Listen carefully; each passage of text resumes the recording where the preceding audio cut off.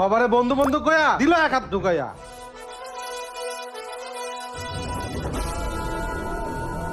Sir কি খাবেন, বসেন। না না না, বসবো না। এই রেস্টুরেন্টের মালিক মুন্না সাহেব কই? উনাকে একটু ডাক দেন। মুন্না সাহেব তো নাই, উনি তো গতকালকে চুরি করে পালাইছে। পালাইছে মানে? স্যার, আর উনি তো এই রেস্টুরেন্টের মালিক না, এই রেস্টুরেন্টের মালিক হচ্ছে আহাদ চৌধুরী, আমার মালিকেরই এক দূর সম্পর্কের আত্মীয়। কিন্তু উনি নিজে সবারই মালিক করে বেড়াইতো। তো আপনাদের কাছ থেকেও টাকা পয়সা নিয়ে গেছে। হ্যাঁ, তো আমার মালিকের কাছ থেকেও 2 লাখ টাকা নিয়ে পলাইছে।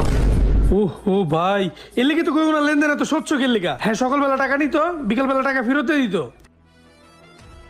এই কাকা কেমন আছো? হ্যাঁ বাবা, ভালো আছি। আরে আমি একটু ভেজালে পড়ে গেছি। শোনো, আমার এক বেলার জন্য 1,000 টাকা ধার দাও, আমি রাইতে সে দিয়ে দেবো মনে। তা তো নাই বাবা, কিছুক্ষণ আগে মাল নিয়ে আইছি, বেচা কিনা নাই। কাকা এটা কোনো কথা কইলা? সবসময় তো তোমার এখান থেকে কেনাকাটা করি। আচ্ছা এক কাজ করো, টাকাটা দাও, আমি 1 ঘন্টা পরে তোমার দিয়ে দিতে। 1 ঘন্টা পরে দিয়ে যায়, কিন্তু সন্ধ্যায় কিস্তি আছে আমার। আরে দেও, দিয়ে দেবো মনে, টেনশন করা লাগবে না। মনে করে দিয়ে যায় কিন্তু। আচ্ছা দি মনে।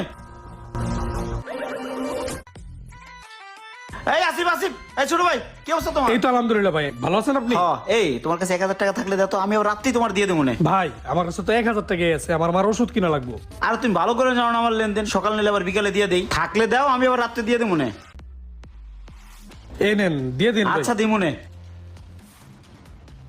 এই লোকটার টাকার তো কি এর দরকার? সকালে টাকা নেয়, আবার বিকালে টাকা দিয়েও দেয়। কাকা, হ্যাঁ বাবা। এই যে তোমার টাকাটা, 1 ঘন্টা কিন্তু হয় না, তার আগে দিয়ে গেলাম। আচ্ছা আচ্ছা থাকো, গেলাম।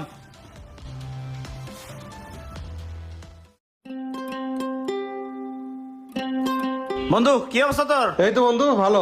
বয়। বমু যে তুই চেয়ার রাখছস। আচ্ছা হন, আমার ওই যে 1 ঘন্টার জন্য 10,000 টাকা ধার দে, আমি এবার এসে দিয়ে যাবো মনে। এই বেটা, দেশের অবস্থা ভালো না, এমনি দোকানে বেচা কিনা নাই, তো 10,000 টাকা দিমু কেমনে? এমনি অন্য কিছু লাগলে নিয়ে যা। আরে শোন, আমি কখনো টাকা পয়সা নিয়ে ঘুরাই? যখন সে টাইম দিছি ওই টাইমে দিয়ে দিছি না, দে আমি দিয়ে দিই মনে। আচ্ছা বন্ধু, আমি একটা জিনিস বুঝি না, তুই টাকা নেস ঠিকই, কিন্তু 1 ঘন্টা পর আবার দিয়ে যাস, এই টাকাটা নিয়ে তুই করস কি? আরে ওটা তুই বুঝবি না, তুই দে, আমি আবার দিতেছি। আচ্ছা দাঁড়া, এই নে। আচ্ছা তোর রাত্রে দিয়ে যাবো। আচ্ছা দিয়ে যাস। হ্যাঁ